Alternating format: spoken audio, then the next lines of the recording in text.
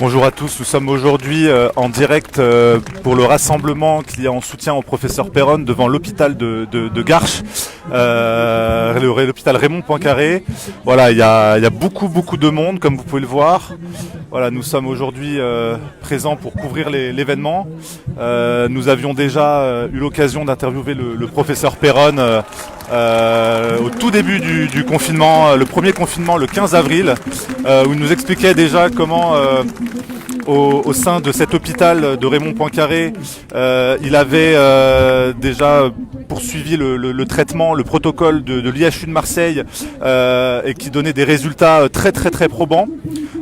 C'était une vidéo qui date du 15 avril, vous pouvez la retrouver, elle est en lien dans la description de ce live. Voilà, aujourd'hui, comme je vais vous le montrer, là, il y a presque 200 personnes avec le personnel hospitalier qui est là en soutien. Donc le professeur Péronne qui devrait être présent aussi sur place. Il y a des prises de parole, je vais vous montrer ça tout de suite. Voilà, donc n'hésitez pas à relayer un maximum. Donc je vous le répète, nous sommes devant l'hôpital Raymond Poincaré de Garches et il y a une manifestation de soutien, comme vous pouvez le voir. Il y a beaucoup de monde. Voilà. C'est vraiment plus important qu'on imaginait.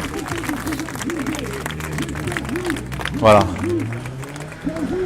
Donc le professeur Péronne, on le rappelle, qui a été démis de ses fonctions par la PHP il y a 5 jours. Pour des propos jugés indignes de sa fonction. Voilà. Donc des propos qui n'ont jamais été justifiés. Depuis des mois, le professeur Péronne tient des positions très précises par rapport à la gestion sanitaire et ne mâche pas ses mots. Et il a recueilli énormément de vindictes par rapport à la caste politique et médiatique. Il est d'ailleurs passé dans le film Hold Up, voilà, que nous vous invitons à voir, dans lequel il re-raconte tout ce qui s'est passé déjà depuis le début de la crise sanitaire. Alors, attends, il y a une ambulance qui passe. Pardon madame. En même temps, en fait, les gens sont rassemblés devant l'entrée de l'hôpital, donc il y a les ambulances qui essaient de se frayer un chemin. Il y a beaucoup de monde.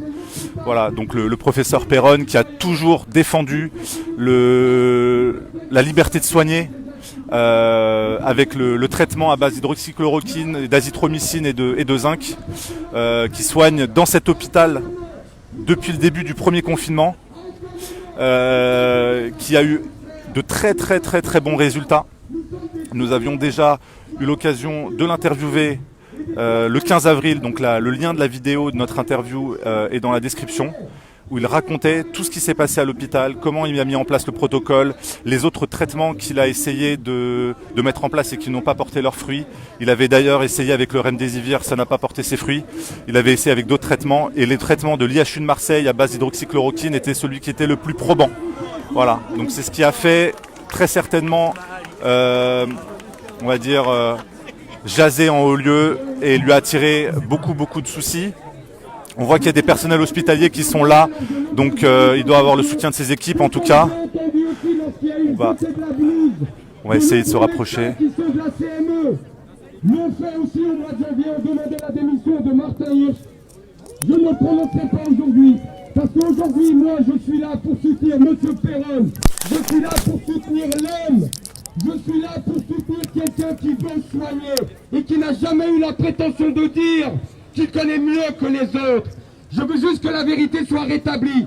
Aujourd'hui, je vois beaucoup de personnes donner leur avis, mais ce sont des gens qui n'ont pas compétence. On va se déplacer. Nous n'avons pas compétence à traiter les patients. Ça, c'est les médecins qui le font. Nous, Un véhicule qui passe. Il y a énormément de monde, c'est vraiment très très concentré. Je suis pas là pour dire si ça marche ou ça marche pas. Je sais ce que nous avons vu. On voit le professeur Perron qui est ici. Je sais les remerciements que M. Perron a eus. Donc aujourd'hui, ce qu'on demande, c'est un vrai débat contradictoire. C'est ce que demande la population. Un débat contradictoire avec de vrais journalistes d'investigation, avec de vrais médecins et pas à 10 contre 1. Ça s'appelle de l'acharnement.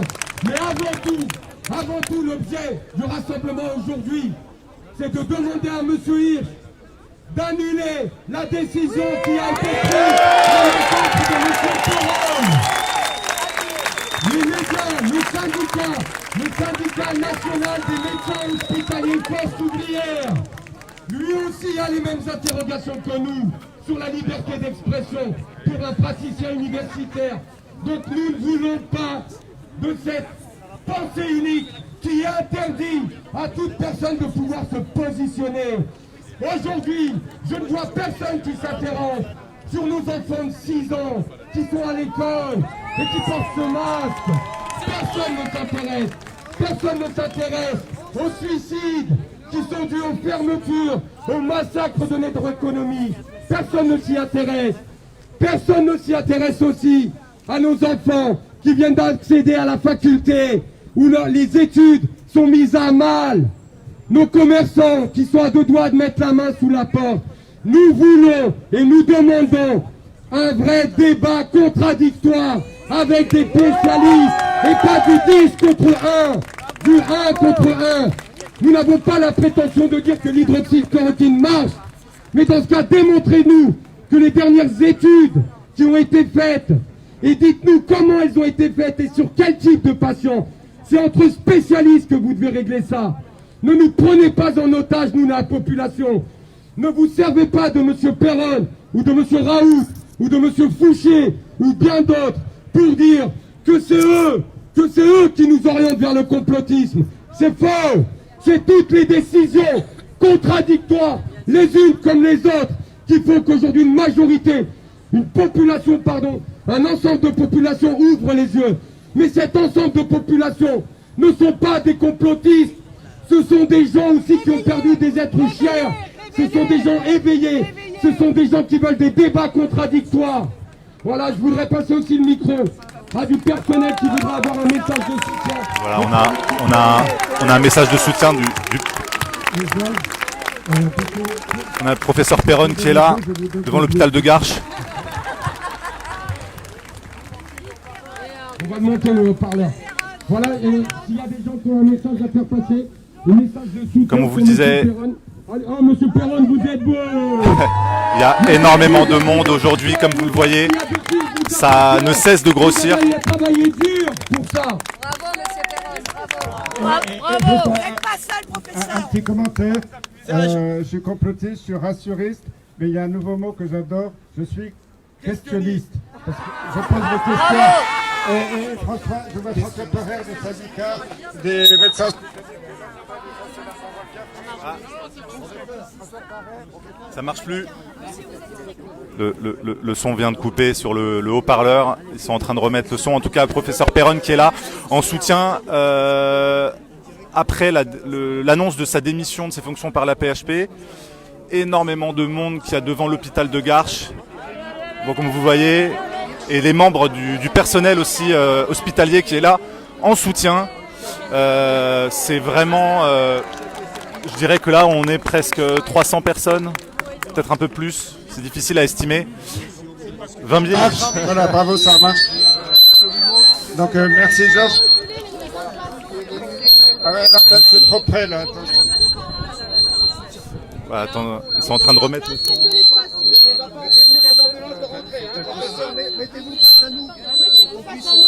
Oui, non mais ça résonne. Mais je voulais juste donner la parole. Oh là là. Non, c'est pas bon le positionnement.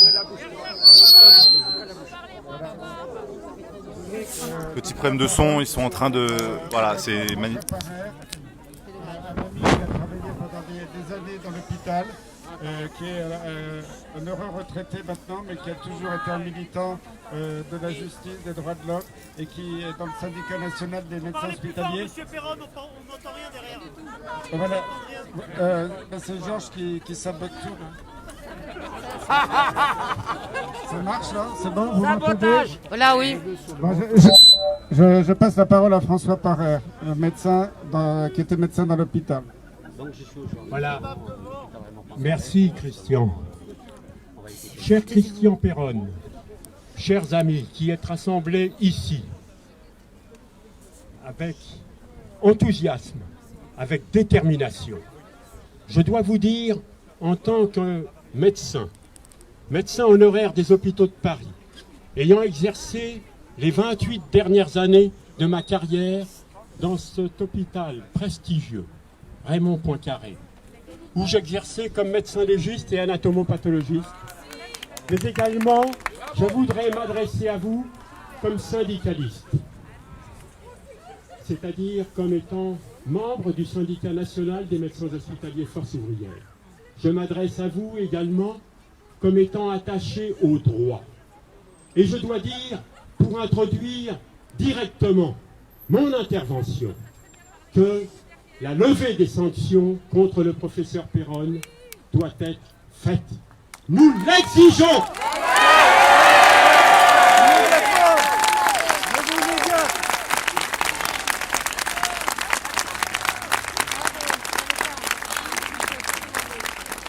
Levée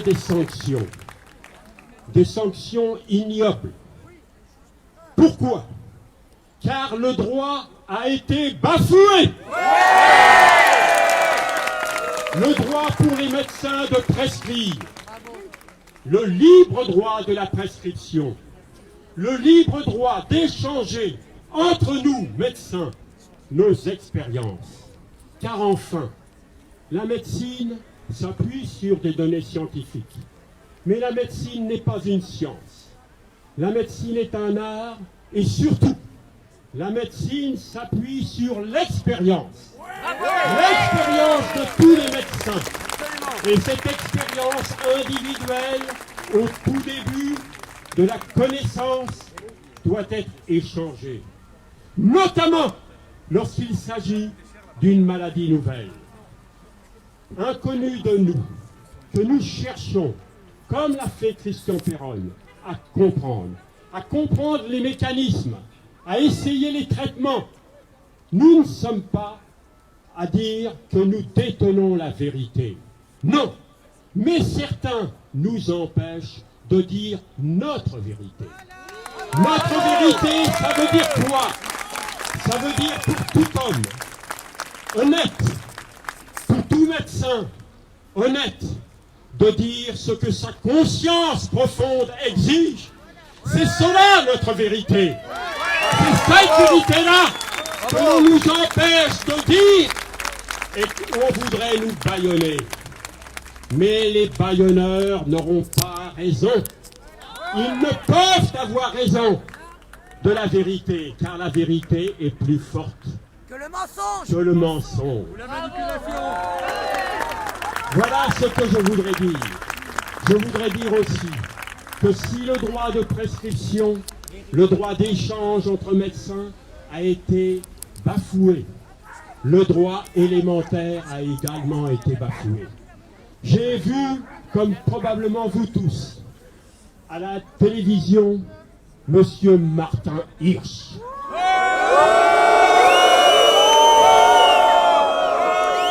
Monsieur Martin Hirsch s'expliquait dimanche sur LCI pour dire qu'il avait raison. Pour dire cette chose ignoble, qu'il s'appuyait sur l'opinion de la collectivité des médecins pour avoir pris la décision qu'il a prise. Mais je tiens à dire, pour terminer cette intervention, que le droit a été bafoué à cette commission médicale d'établissement de l'assistance publique qui s'est tenue le 1er décembre. Et il a été bafoué pourquoi? Parce que, à l'ordre du jour, il y avait donc cette sanction qui a été prise contre le professeur Péronne. Or, nous sommes dans un état de droit. Certains dirigeants n'arrêtent pas de nous le répéter, de nous le ressasser. Ils nous bassinent avec cela. Mais eux, que font-ils du droit? Eh bien, ils le bafouent. Comment l'ont-ils bafoué? Le professeur Péronne n'a pas été informé de cet ordre du jour. Il n'a même pas été invité pour pouvoir s'expliquer, dire quels étaient de son point de vue les faits pour lesquels il était accusé. La présomption d'innocence dont on nous rebat les oreilles pour défendre certains n'a pas été respectée. Le droit de la défense élémentaire n'a pas été respecté. Le droit pour chacun de pouvoir dire simplement ce qui a été de son point de vue. Le droit de pouvoir déposer un mémoire en défense. Le droit de pouvoir être assisté d'un avocat ou d'un confrère. Tout cela n'a pas été respecté. Le droit a été bafoué. Et cela est inadmissible. Tout est magouille. C'est plus un état de droit, c'est une mafia. Alors, chers amis, je ne serai pas plus long. Et je vous appelle à continuer ce combat pour la levée des sanctions contre le professeur Péronne. Je vous remercie. Toujours plus de monde en direct de l'hôpital Raymond Poincaré de Garches. Des centaines de personnes.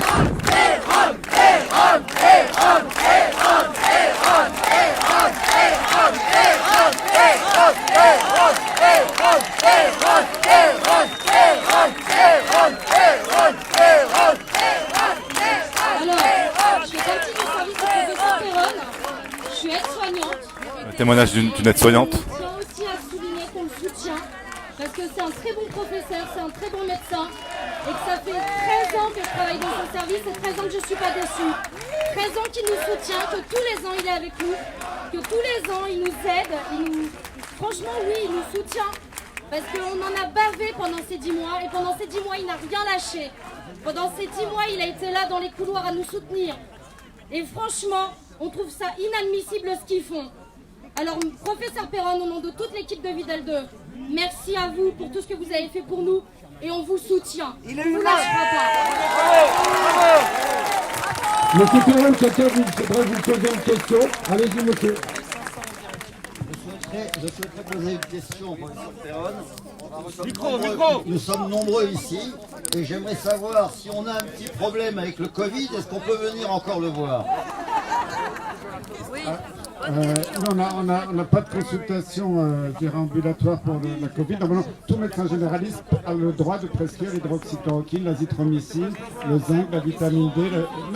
Tout médecin généraliste, c'est dans la Constitution, il a le droit.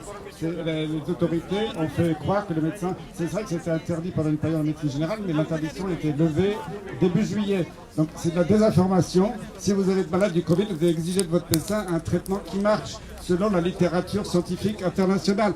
L'hydroxychloroquine marche, l'azithromycine marche, la vitamine D marche, le zinc marche, l'ivermectine marche. C'est un scandale quand on voit encore des gens qui se pavanent sur les plateaux de télé pour dire qu'il n'y a aucun traitement du Covid aujourd'hui, pour vous fourguer un vaccin qui n'a même pas été encore évalué, et qui n'est même pas un vaccin, c'est de la thérapie génique, donc on ne connaît pas les effets secondaires. Voilà. Je vais passer le micro, mais juste avant, je vous demande à vous faire, s'il vous plaît. Nous vous redemandons le personnel, nous vous rappelons la raison pour laquelle nous étions là. S'il vous plaît, même si ça nous fait plaisir, lorsque vous voyez un véhicule, nous vous demandons de bien vouloir vous déplacer de façon à ce qu'il accède. Ne donnons pas l'opportunité à l'AP-HP de condamner ce rassemblement en ayant empêché d'entrer des véhicules. Donc si je peux me permettre de vous demander à tous, dès lors que vous voyez un véhicule, rangez-vous qu'il puisse passer. Et comme ça, nous serons irréprochables. Et notre message passera. Bonjour, Patrice Ghiberti, j'ai lancé une pétition il y a quelque temps qui a plus de 210 000 signataires sur mesopinions.com pour Raoult et pour Christian Péronne. Je voudrais simplement dire une chose, je ne connais pas un seul pays au monde dans laquelle une dictature sanitaire s'applique comme en France. Citez-moi un pays où un médecin de notoriété internationale comme Christian Perron se voit sanctionné parce qu'il a soigné. Nous sommes dans une dictature sanitaire, mais c'est une dictature. Dès qu'un médecin de qualité ose dire le contraire de ce que la doxa veut bien dire, alors la presse, aux ordres, se met à l'appeler ou à dire de lui qu'il est controversé. C'est tout juste si on ne le fait pas passer pour un fou, comme dans l'URSS de Staline. Nous sommes en dictature sanitaire. Soutenons nos médecins, et en particulier Christian Perron. Merci. Je vais passer la parole aux autres. C'est pas moi qui vais parler aujourd'hui. Succession de témoignages de soutien pour le professeur Perron. Moi, je voudrais savoir, on entend parler aujourd'hui de la troisième vague. Donc sur toutes les chaînes, on nous parle de la troisième vague, de la condition en Angleterre. Donc qu'est-ce qui se passe exactement aujourd'hui? Parce qu'il y a l'imbrication du vaccin. Donc qu'est-ce qu'on peut en dire? C'est pas nouveau. Déjà, il y a 2 mois, on nous avait dit qu'il y avait un virus nouveau, très dangereux, qui arrivait d'Espagne, qui allait ravager l'Europe. Je l'ai toujours pas vu. Il y a un virus très nouveau. Alors, c'est sûr qu'un virus... Il y a plein de mutations, il y a plein de variants de ce coronavirus, partout dans le monde. Mais dans l'histoire de la médecine et des épidémies, les variants deviennent toujours de moins en moins virulents. Alors quelquefois ils sont un peu plus transmissibles, ils sont moins virulents, mais ça se voit avec le virus du rhume, on n'en parle pas, ou avec d'autres virus. Donc, en Angleterre, il y a actuellement un variant qui est plus transmissible, il est moins virulent. Quand on regarde les courbes de mortalité en Angleterre, elles continuent de baisser. En France, ça baisse. Alors, ils ont bloqué à Douvres et à Calais tous les passages entre le continent et la Grande-Bretagne. Tout ça pour vous faire peur, pour vous demandiez, vous suppliez à M. Macron de vous donner le vaccin au mois de janvier. Alors que ce vaccin n'a pas été évalué dans des conditions sanitaires normales. Donc tout ça c'est de la manipulation des esprits. Professeur, je peux vous poser une question, s'il vous plaît? J'ai été moi-même contaminé lors de mon voyage en Afrique en tant que reporter.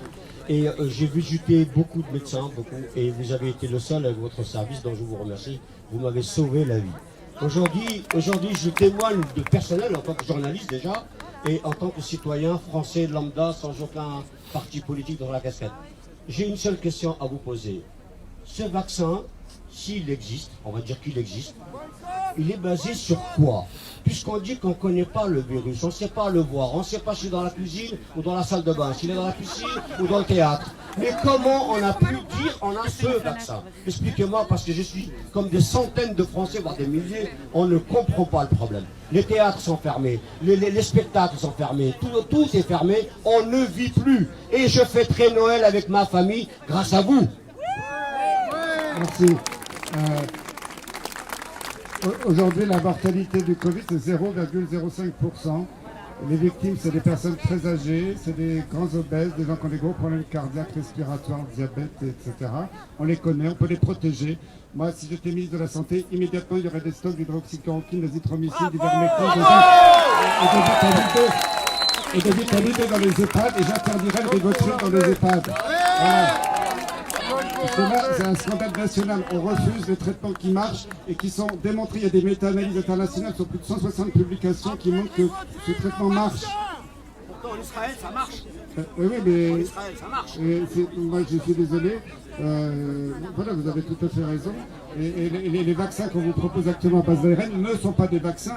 Alors, si vous regardez, que ce soit la directrice médicale de Moderna, après Jean-François Delfrécy, qui est le président du conseil scientifique à l'Elysée, que ce soit le ministre Olivier Véran, et plus récemment Anthony Fauci, le gars aux États-Unis qui fait la promotion de tout ça, ils ont dit en public, c'est pas moi qui l'ai inventé, attention, ce vaccin, soi-disant vaccin, on n'est pas du tout sûr qu'il va protéger, qu'il va empêcher la propagation de l'épidémie. c'est un aveu public, c'est pas un vaccin, parce que moi j'ai jamais vu un vaccin comme une épidémie qui n'empêche pas la propagation, c'est un non-sens scientifique. Donc ça veut dire qu'ils sont en train de nous préparer au fait. Et il y en a même qui ont dit, dans les officiels dans différents pays, attention, c'est pas parce que vous êtes vacciné qu'il faudra enlever le masque. Donc ça n'a plus rien de scientifique ce langage. Et pour moi c'est terrible. Une petite question, professeur Perron à nouveau. Qu'est-il devenu des autres maladies?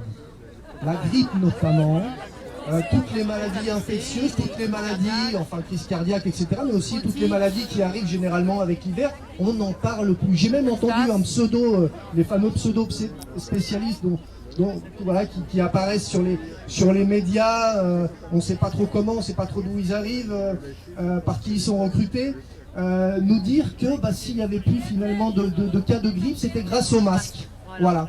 Donc, alors, est-ce que ça veut dire que ad vitam aeternam, on va devoir porter des masques parce que ça nous protégerait, soi-disant maintenant, pendant des années, il y a eu des épidémies de grippe.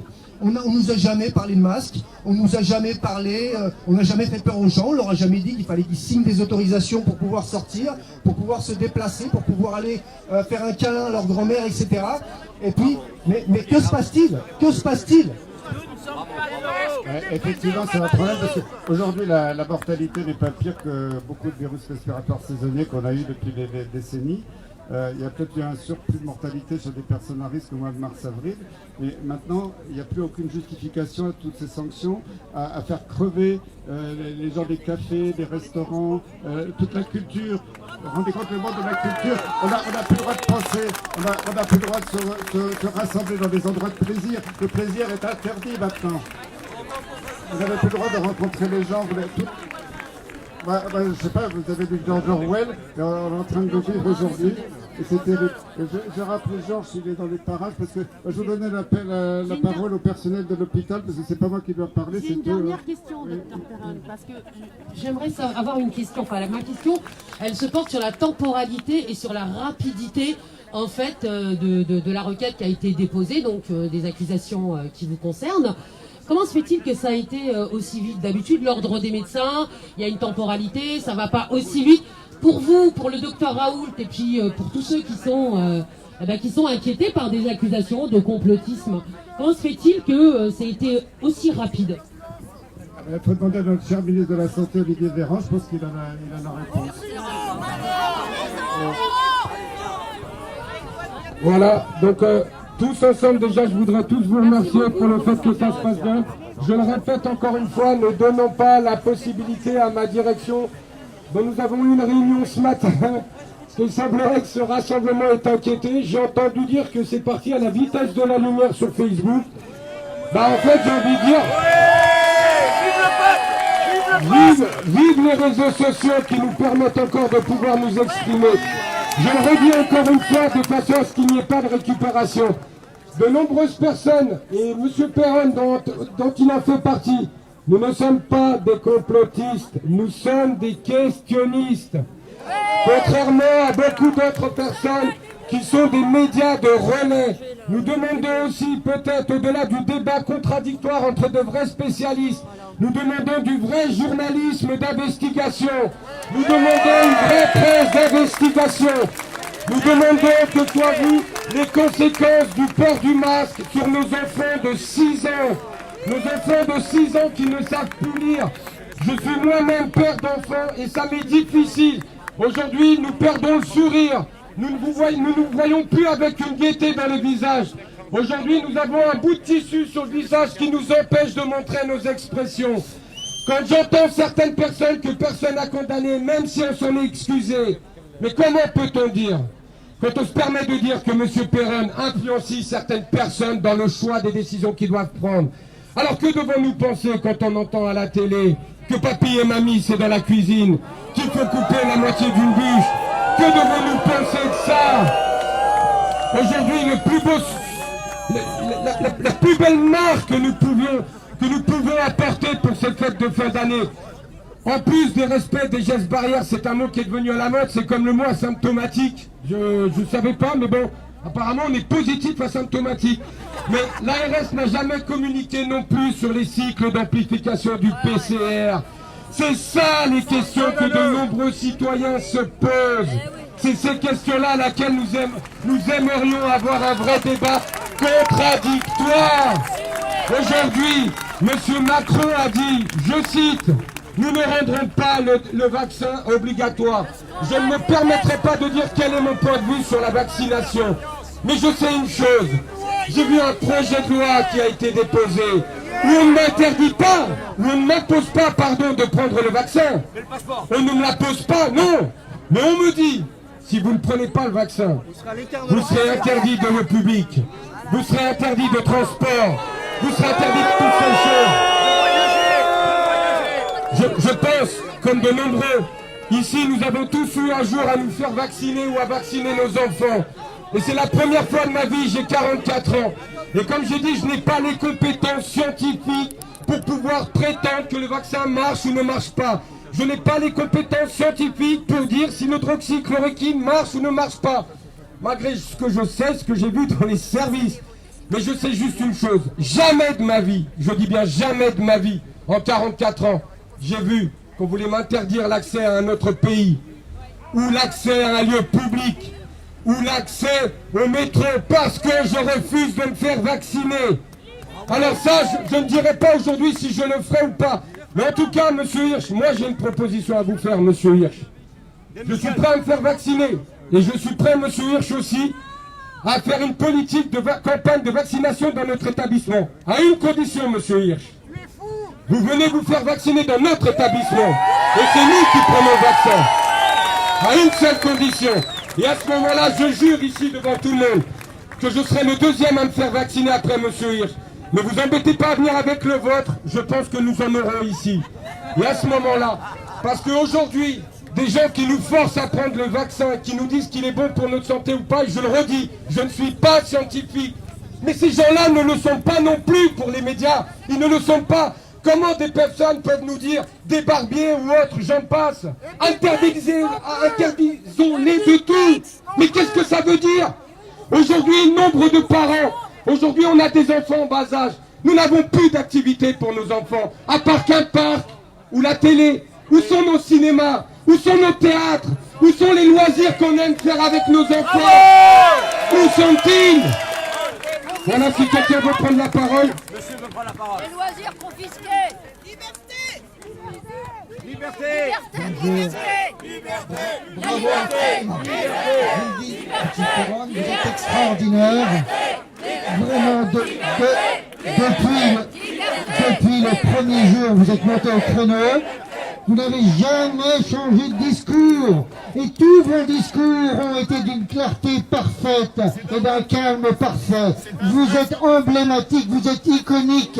Et vous inscrivez avec honneur votre nom dans l'histoire. Vous êtes en train de sauver notre pays. De sauver notre pays des mains des brigands, des gens qui nous font la guerre. Il a dit, Macron, je fais la guerre. Effectivement, il fait la guerre à notre pays, il fait la guerre au peuple français. Et le peuple français doit se lever, doit agir. Je convie, puisque certains se sont sacrifiés pour ça, eh bien, que tous les samedis, tous les Français descendent dans la rue pour que nous retrouvions notre liberté, notre dignité et la vérité. Et un immense bravo à M. Perron. Bravo, vous êtes extraordinaire et nous vous aimons.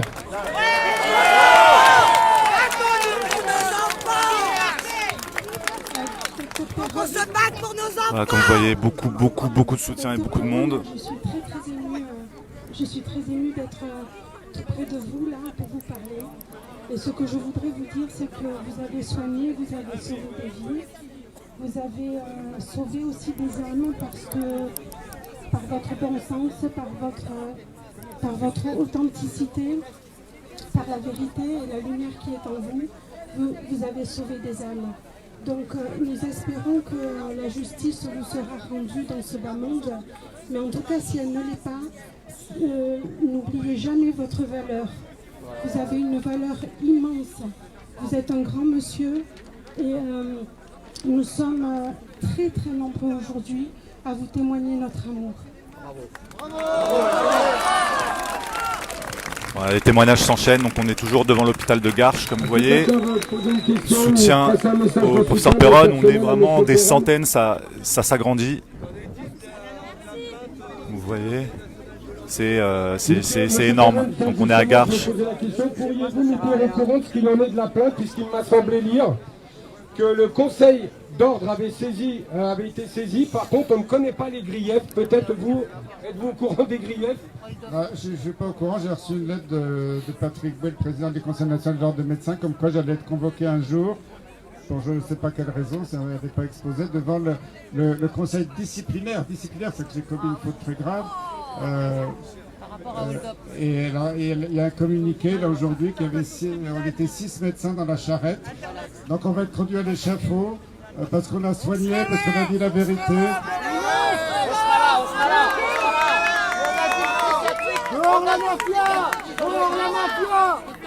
Voilà, enfin une question à poser à M. Perron, je pense. Bonjour à tous, je suis ravie de vous rencontrer, professeur. Merci. Les gens présents ici. Un peu plus fort. J'aimerais, en votre présence à tous, demander aux Français une chose. Donc l'anesthésie du premier confinement étant passée, quand est-ce que la prise de conscience va-t-elle s'exprimer dans la rue?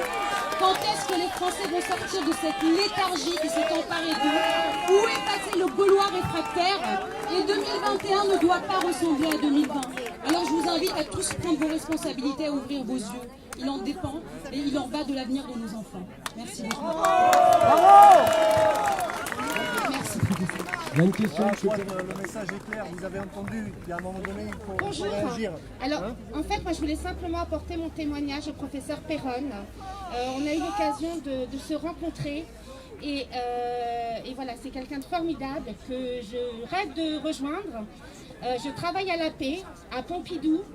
J'ai beaucoup de collègues qui malheureusement n'ont pas pu prendre de demi-journée comme moi et qui vous soutiennent énormément mais qui ne sont pas présents.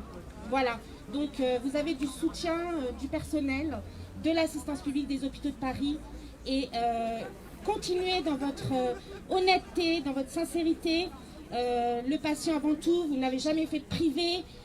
Moi je vois que ça à Pompidou presque. Et vous soignez avec le cœur. Et merci pour tous. Quoi. Merci.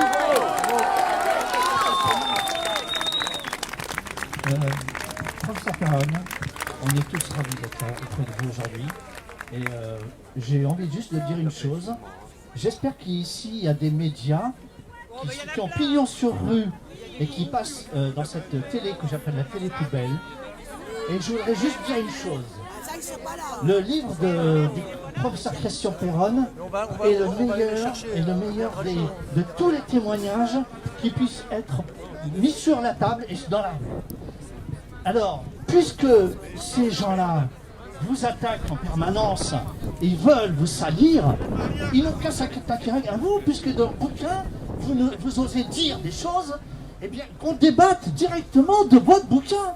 Qu'on débatte de ce que vous savez, qu'on vous donne une tribune en direct, un soir d'écoute à 20h, et qu'on vous donne la parole et qu'on vous mette en face des gens qui soient à votre hauteur. C'est ça que j'ai envie de dire. C'est tout ce que j'ai envie de dire. Que ces médias qui nous bassinent tous les jours avec leur merde permanente, eh bien qu'ils puissent donner le ton à ce professeur intègre. C'est pour qui le serment d'Hippocrate a une vraie valeur. Aujourd'hui, parmi tous ces gens du conseil scientifique que décrit le professeur Perron dans son livre, eh bien j'aimerais qu'ils se mettent à la table du professeur Perron et qu'on puisse avoir un direct à 20h et qu'on mette tout sur la table et qu'on discute de ça et que les gens se fassent leur propre idée. Comme ça, voilà. Oui, mais c'est notre démocratie qui est en jeu. Je voudrais juste répondre sur le livre, parce que le livre, on a dit que j'avais diffamé. Il y avait même un médecin, vous vous souvenez, sur un plateau de télé qui avait dit que j'avais accusé des millions de médecins dans le monde des criminels. j'ai jamais tenu ces paroles. On a déformé totalement mes propos en disant que j'allais être attaqué en justice pour diffamation. Je vous rappelle que le livre a été publié à la mi-juin. J'ai eu 0 attaque, 0 avocat, de 0 institution en diffamation, parce que tout ce que je dis, c'est pas moi qui le dis, j'ai fait parler les gens. Vous devriez les attaquer en justice. J'ai fait parler le président de la République, j'ai fait parler les ministres, j'ai fait parler les infectiologues. C'est eux qui ont dit. Et quand ils disaient n'importe quoi et tout, au contraire, à 15 jours d'intervalle, j'ai rapporté leurs propos. Donc mon livre, c'est juste, j'ai rapporté ce qu'on observait. C'est pas moi qui les ai attaqués, j'ai attaqué personne. Et j'ai attaqué personne nommément dans sa pratique. J'ai eu aucune infraction au code de la déontologie. Je tiens à le redire devant le Conseil de l'ordre aujourd'hui parce qu'ils vont peut-être m'écouter. Et si j'ai quelquefois cité certains médecins qui avaient des conflits d'intérêts, c'était de notoriété publique, il y a les preuves. Et je vous rappelle qu'en droit, quand quelque chose est prouvé, il n'y a pas de diffamation. En droit, quand quelque chose est prouvé, il n'y a pas de diffamation. C'est la réalité. Donc, qu'on vienne de montrer que j'ai diffamé quiconque, je pense qu'ils ont du boulot. Voilà, donc merci, vous êtes très nombreux, continuez de partager ce live. Depuis 42 ans, donc, et je connais les hôpitaux parce que je transporte, voilà.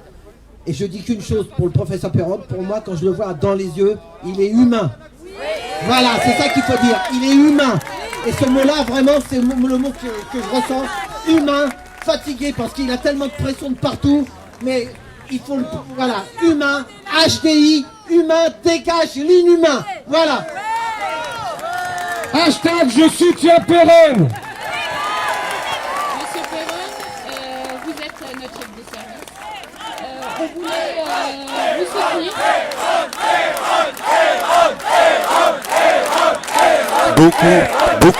Beaucoup de monde, comme vous pouvez le voir et l'entendre.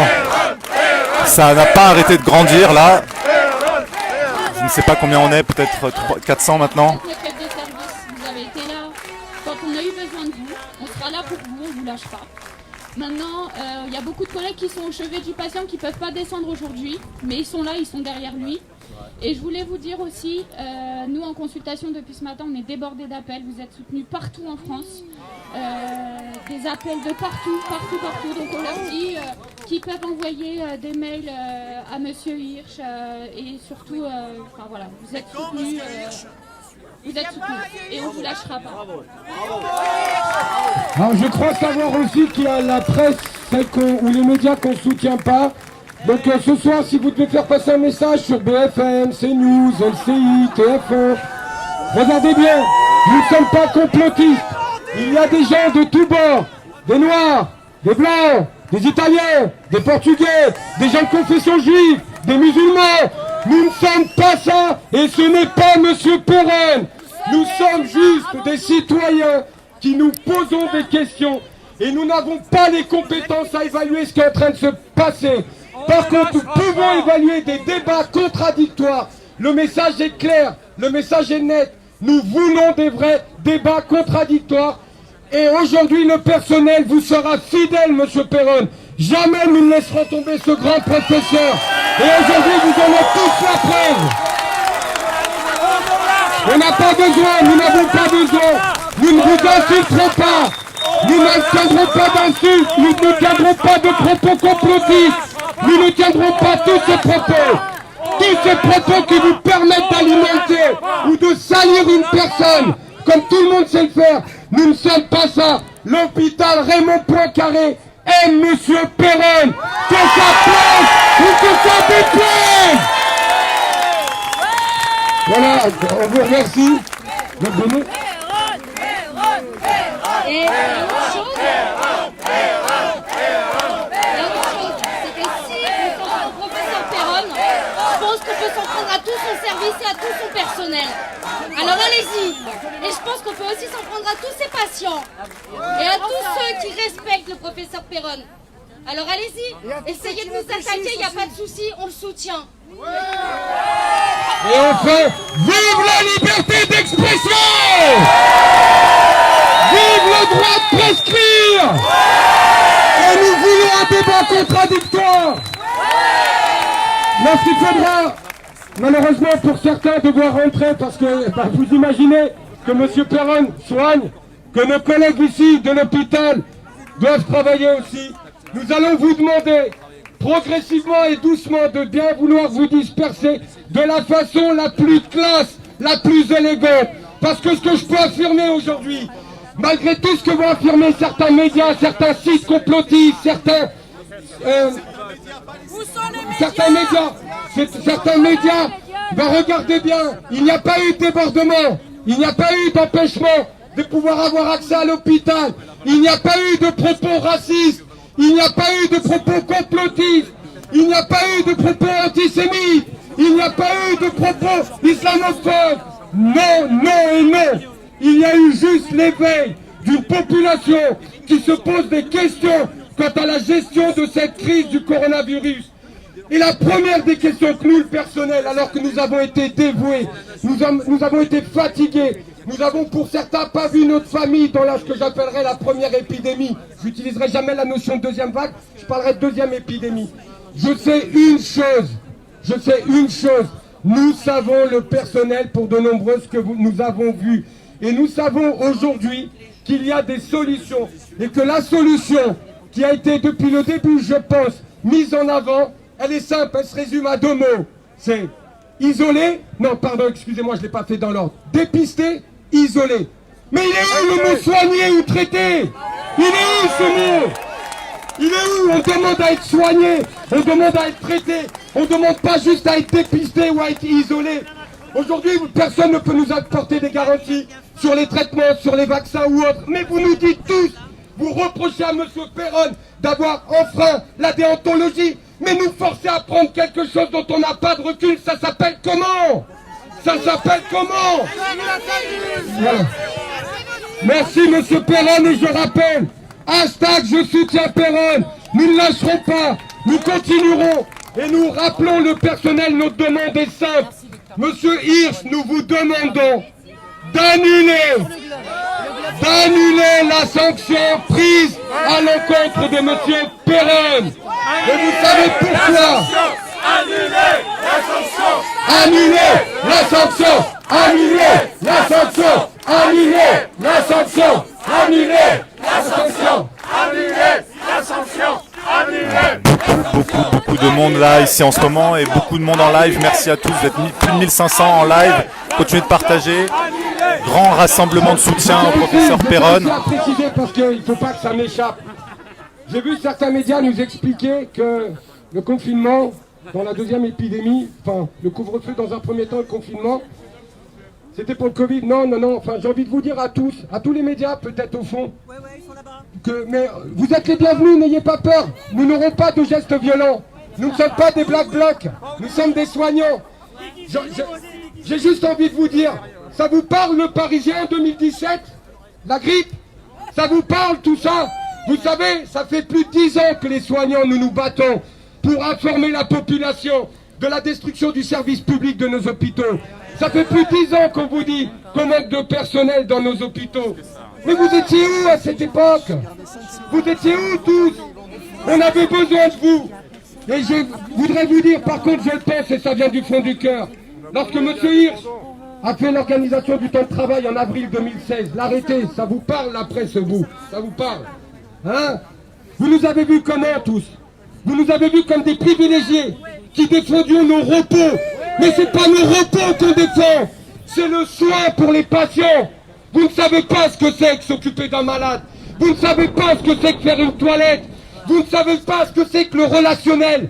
Et aujourd'hui c'est de ça. Mais c'est pas M. Macron qui est derrière ça, parce que ça date depuis des années. C'est ça qu'on nous a enlevé à nous les soignants. Aujourd'hui on traite les hôpitaux comme on traiterait une entreprise. Mais nous avons affaire à des humains. Nous n'avons pas affaire à de l'argent, à des contrats, à des dividendes.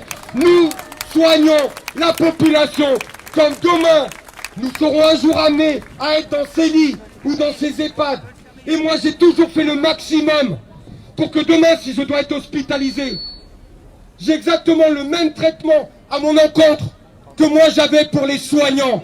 L'amour du patient, l'amour de ce que je fais, pouvoir le regarder dans les yeux, le réconforter, lui apporter de la chaleur, toutes ces choses qui disparaissent progressivement dans nos hôpitaux. Nous ne voulons pas de ça.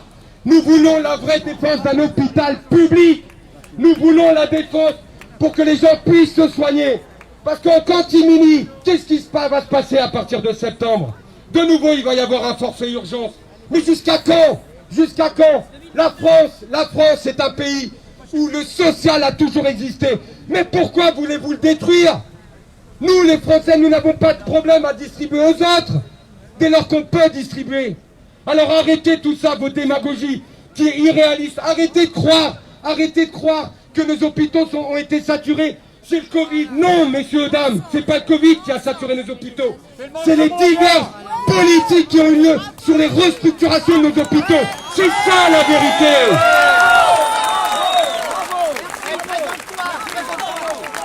Beaucoup de monde. Donc voilà, nous sommes en direct devant l'hôpital Raymond Poincaré. Je suis un ex-soignant du service du monsieur Perron, détaché au syndicat depuis 2014. Nous avons toujours été dans cet établissement parce que je ne veux pas qu'on prête des appartenances à qui que ce soit. Nos organisations syndicales dans ce site, même si nous n'avons pas toujours été d'accord avec la direction, nous avons toujours été ouverts au dialogue social. Nous avons de vrais échanges avec nos directions. Même si nous ne sommes pas d'accord sur tout, nous avons de vrais échanges. Nous avons une direction locale qui prend en compte nos demandes ou la détresse de certains de nos collègues. Mais malheureusement, au-dessus, il y a ce que j'appelle le siège. Et le siège file des règles ou une manière de gérer. Et malheureusement, c'est ce que j'appellerais la maltraitance institutionnelle. Ce ne sont pas nos cadres qui décident d'être méchantes avec nous ou de nous imposer des choses. C'est malheureusement la pression qu'on leur donne. Et le problème, il ne vient pas d'en bas. Le problème, il vient d'en haut. C'est d'en haut que les pressions se répercutent vers le bas. Ces propos ne m'appartiennent pas. Mais voilà ce que j'ai envie de dire. Donc à la presse qui est au fond, n'ayez pas peur. Il n'a jamais été demandé que le moindre citoyen ici, présent en soutien de M. Perron, vous saute dessus, vous agresse ou vous insulte. Non, nous ne sommes pas ça, l'hôpital Raymond Poincaré. Nous sommes l'hôpital du handicap. Le premier hôpital avec ses spécificités. Et nous sommes fiers, tout comme M. Perron est fier, d'appartenir à l'hôpital Raymond Poincaré. Voilà. Je voudrais compléter ce que tu viens de dire, qui est vraiment très vrai. À messieurs et mesdames les journalistes au fond de la foule, sachez bien que vous aussi, un jour, vous pouvez tomber malade, un jour, vous pouvez glisser dans un virage, et l'hôpital Raymond Poincaré sera heureux de vous refistoler, comme vous dites. Alors, s'il vous plaît, ayez un peu d'indulgence à ce bon hôpital que je connais depuis 42 ans et qui m'a permis de marcher et de voyager à travers le monde. J'étais il y a quelques jours en Israël et je peux vous dire que le professeur Perron, non seulement il est respecté, il est écouté, mais surtout il est beaucoup lu. Messieurs les journalistes, ne croyez pas que vous êtes les seuls à tenir la plume du monde. La plume du monde, c'est aussi les autres pays en Afrique, au Maghreb et partout dans l'Orient. Alors s'il vous plaît, aidez la justice, la vérité, aidez ceux qui croient en quelque chose de vrai. Et M. Perron en est le symbole. Et c'est vraiment, si vous l'attaquez, vous attaquez le plus beau symbole, la liberté.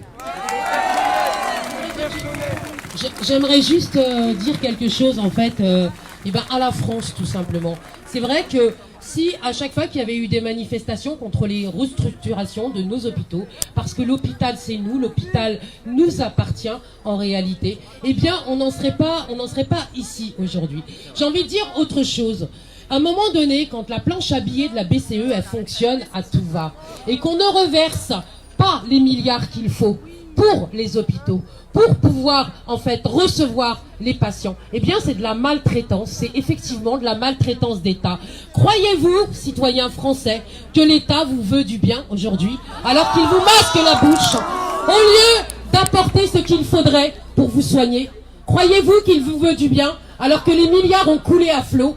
Les milliards ont coulé à flot, mais presque pas un centime pour nos hôpitaux. Et c'est pour ça qu'il faut sortir, parce que là, ça va crescendo et ça va beaucoup plus loin. Et je vous garantis que si vous mobilisez pas aujourd'hui, et pour Raoult, et pour le professeur Perron, mais aussi pour nos enfants qui portent le masque, pour les enfants asthmatiques qui sont exclus des écoles, pour toute cette maltraitance d'État, eh bien, ça veut dire que vous acceptez, parce que le masque, c'est aussi le taux de docilité de la population. C'est aussi dire jusqu'où on peut aller. Donc, avec le professeur Perron et avec les hôpitaux, avec la science, avec la vérité, avec la liberté. Merci. Bonjour professeur, donc je représente les Gilets jaunes constituants, je vous remercie, nous vous soutenons évidemment depuis le début. Moi j'ai une question, comment mettons fin à la corruption au sein du Conseil national de l'ordre des médecins? Comment mettons fin? Nous on a une proposition, un mandat impératif et révocatoire pour chaque personne au sein de ce conseil. Deuxièmement, un audit permanent et transparent avec des médecins, qu'ils soient des médecins de l'hôpital ou des médecins libéraux, qui sont pris au hasard et qui vont pouvoir faire fonctionner ce nouveau conseil de la santé citoyen et transparent. Qu'est-ce que vous en pensez? Alors, moi, je ne peux pas me prononcer sur le Conseil de l'ordre, mais globalement, je pense que toute personne qui a un conflit d'intérêt devrait être virée de toute commission, quelle qu'elle soit. Que ce soit le Conseil scientifique analysé, le Conseil de la santé publique, la autorité de santé, le Conseil de l'ordre des médecins, partout.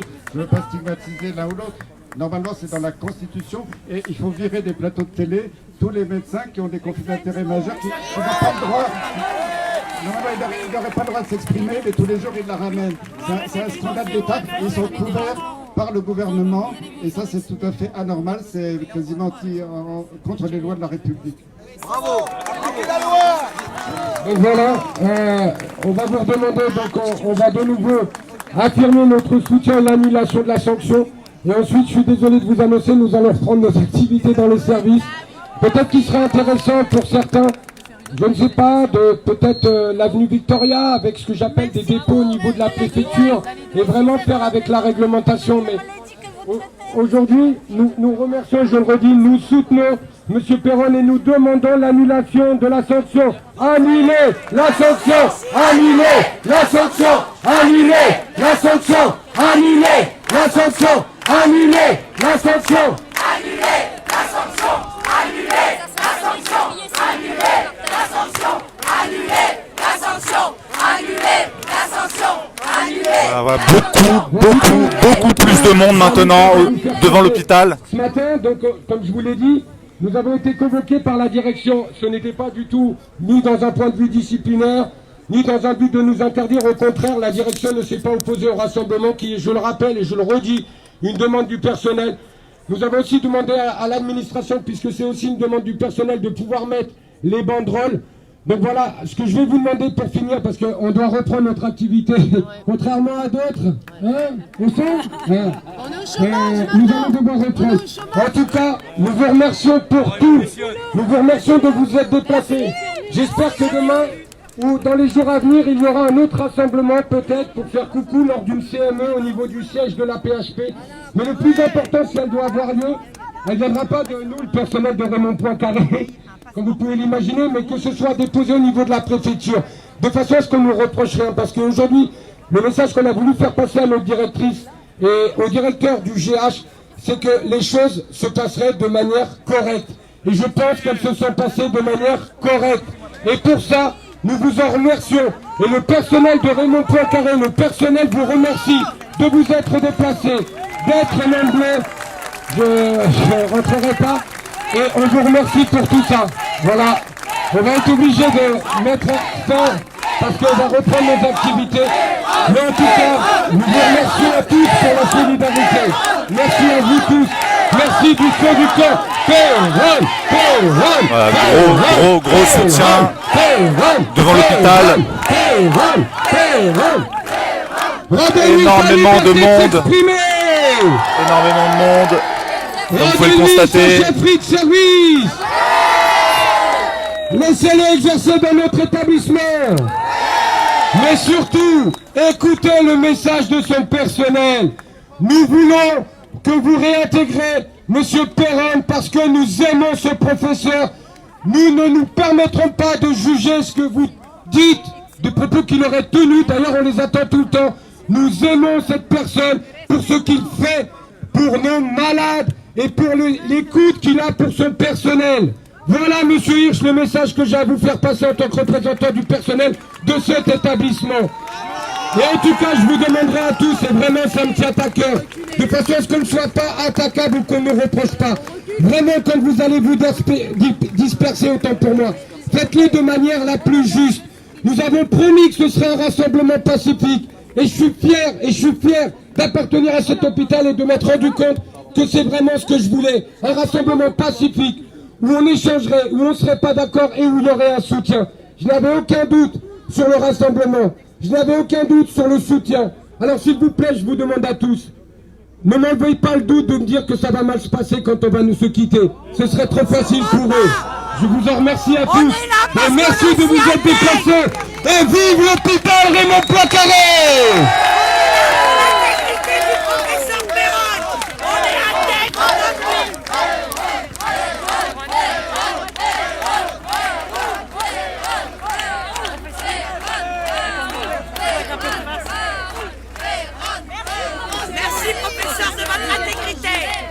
Vous êtes injuste.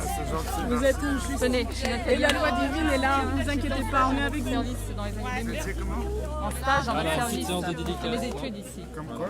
Comme infirmière. Nathalie. Pardon, excusez-moi, je ne vais pas vous embêter. Professeur. Du courage, on est là. J'essaie de faire un... On vous redemande surtout de ne pas gêner l'entrée de l'hôpital. On vous redemande et je vous remercie vraiment pour tout ce que vous avez fait pour vos déplacements. Vraiment, ça nous tient à cœur pour nous personnels de Raymond Poincaré. Professeur, quelles sont les prochaines étapes pour vous dans les Attendez une seconde, il va vous répondre. Devant nouveau frôler le conseil national de l'ordre des médecins. Si j'imagine que vous voulez essayer de poser quelques questions. On va se poser une ou deux questions, professeur Perron. Il y a énormément de monde. Merci en tout cas pour votre présence. Vous êtes beaucoup dans le live. Vous êtes presque 1300. Vraiment, pour ne pas pouvoir permettre, je le redis, à l'institution de pouvoir nous sanctionner. C'est important parce que ce n'est pas l'objectif de ce rassemblement. Énormément de gens qui veulent dédicacer le livre de professeur Perron qui s'appelle « Y a-t-il une erreur qu'ils n'ont pas commise ?» Voilà, tout le monde vient pour se faire dédicacer le livre.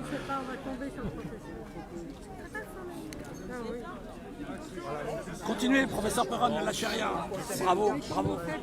J'ai fait 300 km pour venir vous voir. Attention, je vais peut-être faire ma photo. S'il lève la tête, c'est bon. Bravo, professeur. S'il lève la tête, on est bon. Juste, professeur, en attendant, est-ce que vous pouvez nous dire si vous avez des conflits d'intérêts déjà, parce qu'on parle des autres qui en ont énormément? J'en ai eu il y a longtemps, mais j'en ai plus du tout depuis plusieurs années. Est-ce que vous avez deux prochaines étapes là avec la PHP qui vont être prévues dans les prochains jours pour remettre en cause la décision? Je sais pas, il y avait un recours au tribunal administratif qui va être... Donc là, vous êtes dans le flou vous-même? Non, c'est pas dans le flou. Mon avocat s'en occupe, mais il faut le temps de déposer le recours. Donc là, aujourd'hui, vous ne pouvez plus être...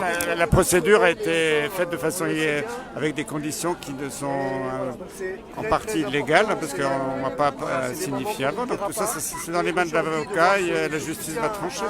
Est-ce qu'à l'hôpital de Garches, vous continuez de soigner à l'hydroxychloroquine? Bien sûr, j'ai ma liberté quand même. Vous avez toujours de très bons résultats avec, puisqu'on en avait parlé ensemble en avril. De toute façon, maintenant, les malades sont beaucoup moins graves qu'il y a 3 mois et c'est plus la même situation. Le virus a perdu de sa virulence, donc on n'est plus dans l'état du mois de mars-avril. Merci beaucoup, professeur. Si on peut bien vouloir se décaler un tout petit peu pour qu'on puisse avoir l'accès à l'hôpital, je vous remercie vraiment. Beaucoup de monde autour de lui, c'est très très très compliqué. En tout cas, il reste encore beaucoup de monde, les gens se dispersent petit à petit. Nous allons rester un petit peu encore en live. En tout cas, partagez un maximum. Si vous avez des questions, n'hésitez pas à nous les mettre en commentaire. Nous allons essayer de les poser, mais le professeur Perron va très certainement revenir à l'hôpital. Que ce rassemblement se passe de la meilleure des façons. Merci à vous. Énormément de monde. Bon, les gens ont commencé à se disperser. Donc on est devant l'hôpital de Garches, l'hôpital Raymond Poincaré. Nous allons malheureusement... Suite à la décision de la PHP il y a quelques jours de démettre le professeur Perron de ses fonctions de chef de service. C'est une première et que ce ne sera pas une dernière. Et c'est ça le plus important. Merci à vous tous. Merci à vous tous pour votre soutien. Attention aux barrières de sécurité. Attention aux véhicules.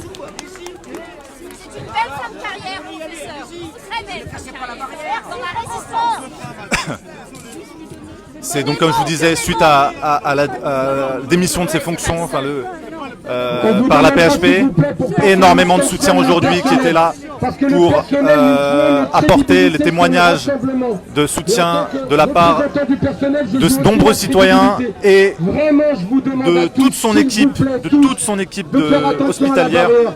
de faire attention. qui était présente aujourd'hui. C'est pour vous, M. Perron. Voilà. On va vous demander maintenant, et on vous remercie pour tout, s'il vous plaît.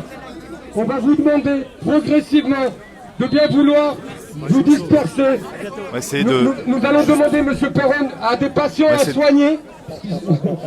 On va essayer de voir s'il y a Il y aura peut-être un autre de l'équipe, rassemblement.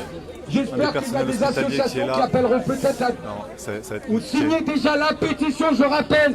Il y a une seule pétition en ligne qui est celle du personnel. Vous l'avez sur le site officiel du professeur Perron.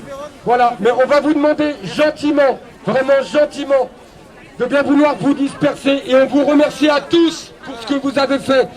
L'hôpital Raymond Poincaré vous est reconnaissant. Merci à vous tous, chers collègues, merci.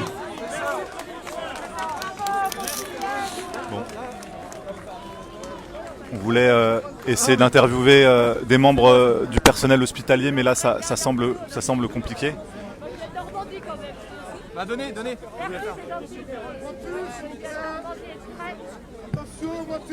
Ah, une voiture en même temps. Beaucoup de véhicules qui tentent de rentrer dans l'hôpital. Voilà, donc... oui, je voulais proposer aux personnes qui sont disponibles et qui sont ici et qui veulent continuer à manifester leur mécontentement de se retrouver devant le Conseil national de l'ordre des médecins qui est à Paris dans le 17e.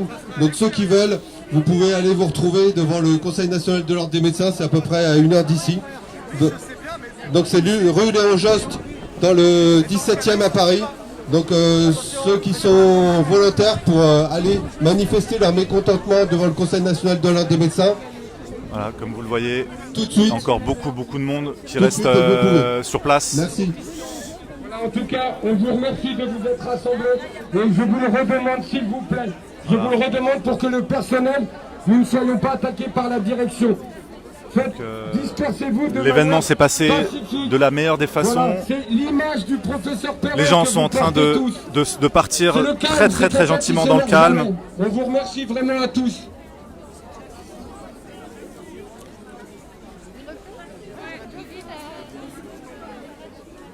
Alors, en tout cas, merci, vous avez été très nombreux à nous suivre pendant ce live. Comme je vous le disais, voilà, on avait interviewé le professeur Perron en avril dernier. L'interview est disponible en lien dans la description. Vous pouvez la lire et la regarder en vidéo. Voilà, il nous expliquait déjà tout ce qui se passait ici même à l'hôpital de Garches, les soins à base d'hydroxychloroquine et d'azithromycine.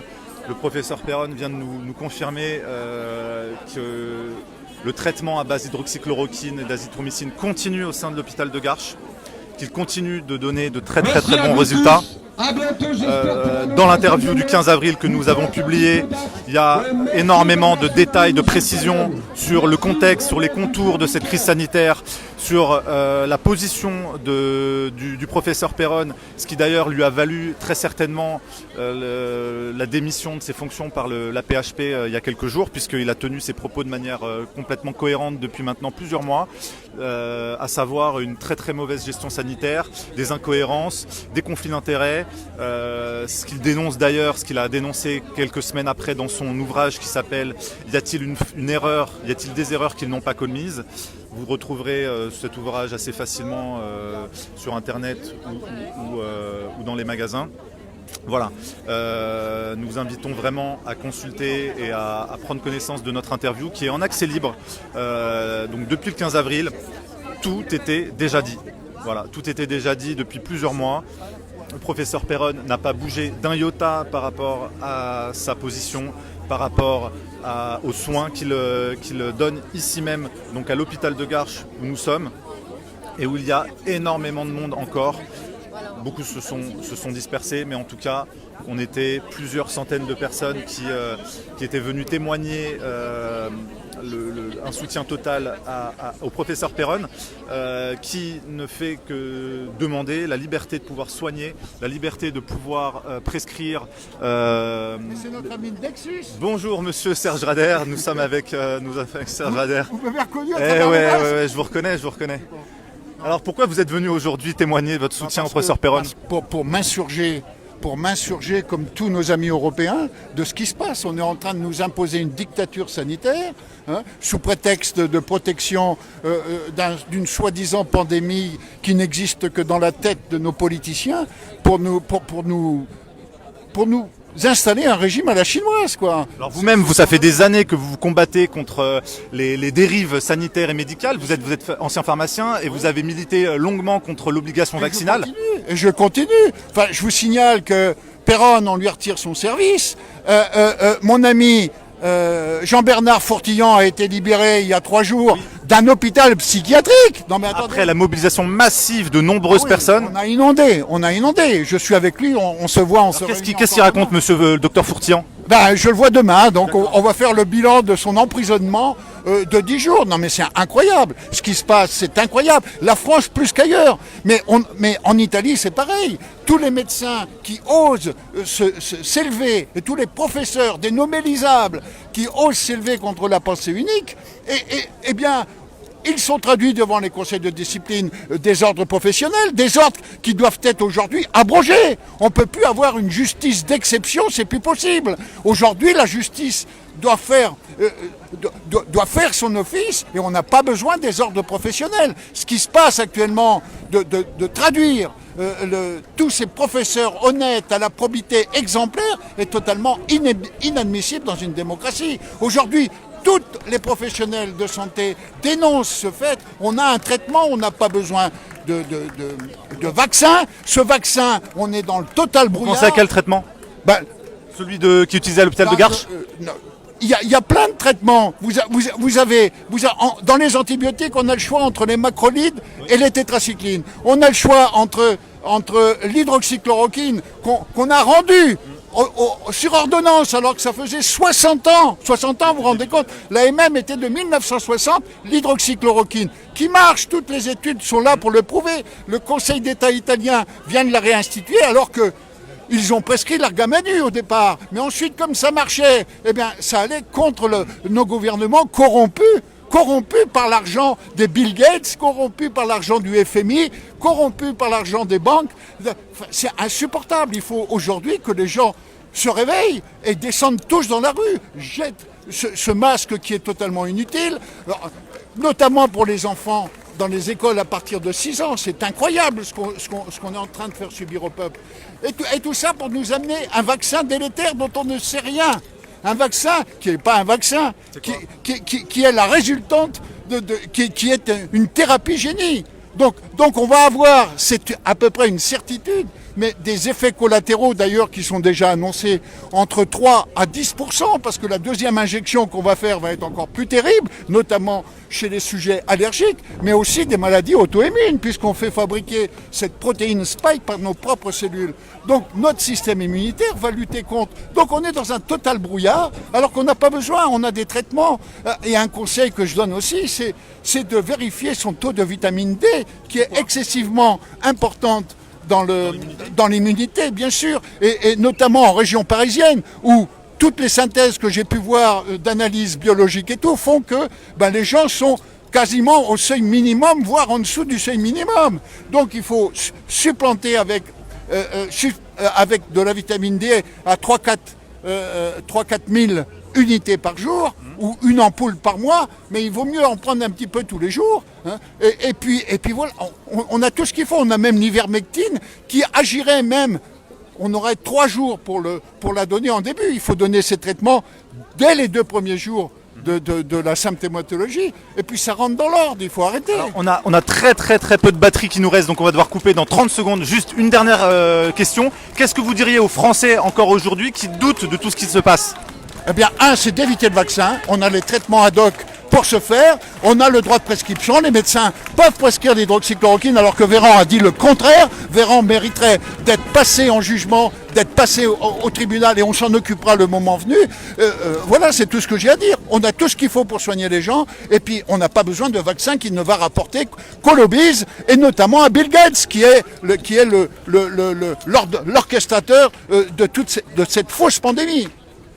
Merci beaucoup. En tout cas, on essaiera de documenter un maximum de choses dans les prochains jours. Peut-être même avec vous, monsieur Rader, dans d'autres conditions. On aura l'occasion Bien sûr. En tout cas, merci à tous qui avez été présents massivement dans ce live. Voilà, on espère que vous avez eu un maximum d'informations. Nous allons relayer un maximum aussi les articles, les éléments que nous faisons depuis 6 mois maintenant pour vous apporter beaucoup plus de transparence sur ce qui se passe et briser l'omerta. Voilà, retrouvez-nous sur nexus.fr pour toutes nos informations en libre accès et retrouvez-nous aussi en kiosque. Nexus est un magazine papier qui est disponible en kiosque encore en ce moment. Vous pouvez nous retrouver pour 10 jours sur ce numéro-là que je vous montre. Autonomie alimentaire, un défi collectif. Voilà, vous avez tout ce qu'il faut pour pouvoir être en autonomie. Merci en tout cas, partagez un maximum ce live et je vous dis à très bientôt. Merci beaucoup.